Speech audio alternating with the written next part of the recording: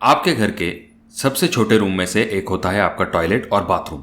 अब ये दिखने में छोटा होता है पर इसके लिए खर्च अच्छा खासा हो जाता है, क्योंकि इसमें ऐसी ऐसी चीजें होती है जो कि बाकी रूम में नहीं होती है। और जब भी हम बाथरूम बनवाते हैं तो शुरुआती वक्त में हमें कुछ चीजों के बारे में जानकारी नहीं होती है, जिसका खामियाजा हमें आगे चल के भुगतना पड़ता है। जैसे कि बाथरूम में स्मेल का प्रॉब्लम होता है, एक्सीडेंट होने के चांसेस बढ़ जाते हैं, और तो और लीकेज होता है, और भी बहुत सारी चीजें होती है। और सबसे इंपॉर्टेंट होता है कि अगर आप गलत तरीके से अपना बाथरूम बनवा लेते हैं तो इस्तेमाल में आपको बहुत सारी दिक्कतों का सामना करना पड़ सकता है। तो चिंता मत कीजिए, क्योंकि इस वीडियो में हम जानेंगे कि किस तरह से आप अपने घर का टॉयलेट जो है उसे खूबसूरत, शानदार और इस्तेमाल में बहुत ही बढ़िया बना सकते हैं। सबसे पहला पॉइंट आ जाता है, जब भी आप अपने घर का बाथरूम बनाने वाले हैं तो आपको पहले ये डिसाइड कर लेना है कि आपको अटैच टॉयलेट बाथरूम बनवाना है या फिर सेपरेट टॉयलेट बाथरूम बनवाना है। अब जो अटैच टॉयलेट बाथरूम होता है वो दिखने में तो अच्छा दिखता है, पर जो बड़े घर होते हैं वहां पर सेपरेट टॉयलेट बाथरूम सबसे ज्यादा बेस्ट ऑप्शन होता है, क्योंकि सुबह के वक्त कुछ लोग नहा सकते हैं, कुछ लोग जो है टॉयलेट के लिए जा सकते हैं। तो इस वजह से बड़ी फैमिलीज में सेपरेट टॉयलेट बाथरूम बनवाना सही ऑप्शन रहता है।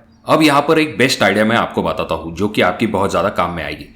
भले ही आप सेपरेट टॉयलेट बाथरूम बनवाएं और जो आपका टॉयलेट होगा वहां पर आपका ओरिसा पैन, यानी कि जिसे ईस्टर्न स्टाइल पैन भी कहा जाता है, वो आएगा, पर जो आपका बाथरूम होगा उसके अंदर आपको एक कमोड को लगा देना है। इसके लिए आपको बाथरूम का साइज थोड़ा सा बड़ा करना पड़ेगा। इसका सबसे बड़ा फायदा ये होता है कि जो लोग आपके घर में वयस्क होते हैं, जिनके की घुटनों में दर्द होता है, तो उन्हें इन कमोड का इस्तेमाल करने में आसानी होती है, और इसके लिए आपको अलग से ऐसा ज्यादा खर्च भी नहीं करना पड़ता है। जैसा कि आप इस अगले बाथरूम को देख रहे हैं, यहाँ पर इस चीज को किया गया है। तो है ना ये कमाल की आइडिया? तो इसी बात पर चैनल को सब्सक्राइब कर दीजिए। अब आपके दिमाग में अगला सवाल ये आया होगा कि आखिर हम बाथरूम का साइज कितना रखें, तो कम से कम कितना साइज आपको रखना चाहिए, इसके बारे में हम जानेंगे। पहली बात तो आ जाती है आपके टॉयलेट के बारे में। अगर आपका टॉयलेट सेपरेट है तो उसका साइज आपको 4x4 मिनिमम रखना है, और अगर आपका बाथरूम है जिसका की साइज आपको 5x5 से कम बिल्कुल भी नहीं रखना है, और अगर आप अटैच टॉयलेट बाथरूम बनवाने वाले हैं तो आपको बाथरूम का साइज 4 फीट बाय 7 फीट तक आप रख सकते हैं। अब दोस्तों यहाँ पर बहुत सारी कंडीशंस होती है, जैसे कि ये डिपेंड होगा कि आपका प्लान किस हिसाब से आपको स्पेस कितना मिल रहा है,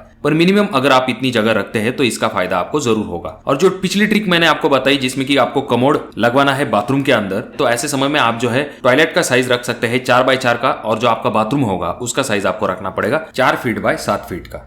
अब हमारा बाथरूम के रिलेटेड अगला पॉइंट आ जाता है, जो कि है डोर फ्रेम और डोर शटर के रिलेटेड। सबसे पहले हम ये जानते हैं कि बाथरूम के लिए कौन सी चौखट लगवानी चाहिए।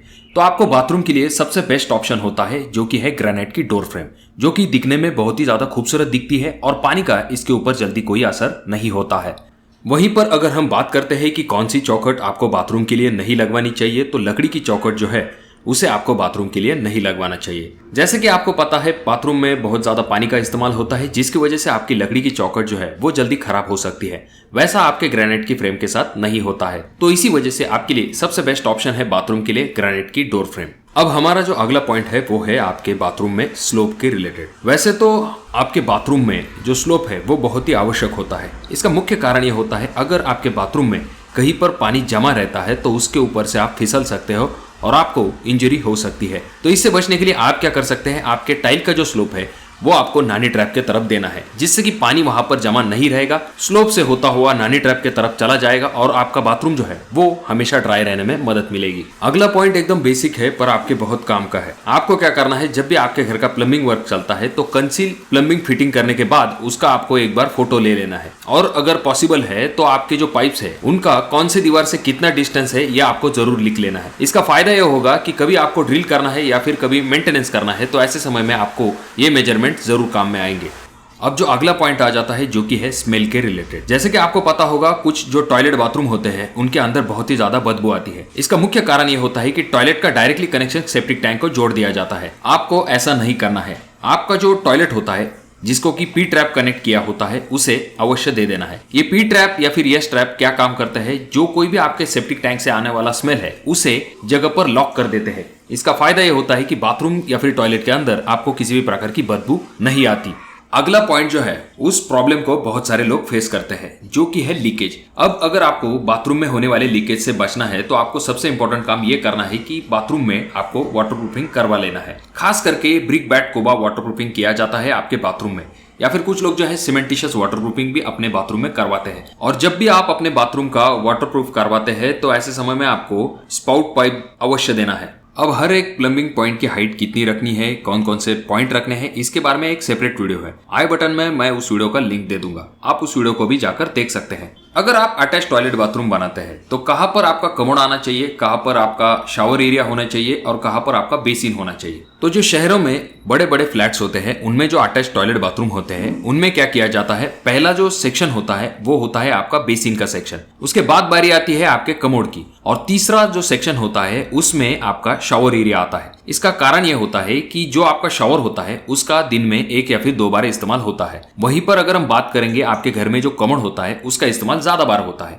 अगर आपका शावर का एरिया बीच में है, ऐसे वक्त में आपको बार बार उस वेट एरिया में से आना जाना पड़ता है, इस वजह से आप फिसल भी सकते हो। तो इसी वजह से इस सेक्शन को आखिरी में रखा जाता है, जिस वजह से कमोड का और बेसिन का एरिया हमेशा ड्राई रहे। वहीं पर कुछ जगह पर यह किया जाता है कि जो कमोड है उसे एक साइड में कर दिया जाता है और बीच में शावर का एरिया रखा जाता है। उनका मानना यह होता है कि अगर कमोड एक साइड में चला जाता है तो बीच में अच्छा खासा स्पेस मिल पाता है। अब आते हैं वीडियो के सबसे आखिरी पॉइंट की तरफ, जो कि है स्टोरेज के रिलेटेड। अब कुछ लोगों को चाहिए कि उनके बाथरूम के ऊपर 7 फीट हाइट पर वो लोग जो है स्लैब लगवा देते हैं, उसके बाद उन्हें अच्छा खासा स्पेस मिल पाता है बाथरूम के ऊपर स्टोरेज करने के लिए। वहीं पर कुछ लोगों का मानना यह होता है कि अगर हम 7 फीट हाइट पर स्लैब लगवा देते हैं तो ऐसे समय में बाथरूम जो है दिखने में छोटा दिखाई देता है।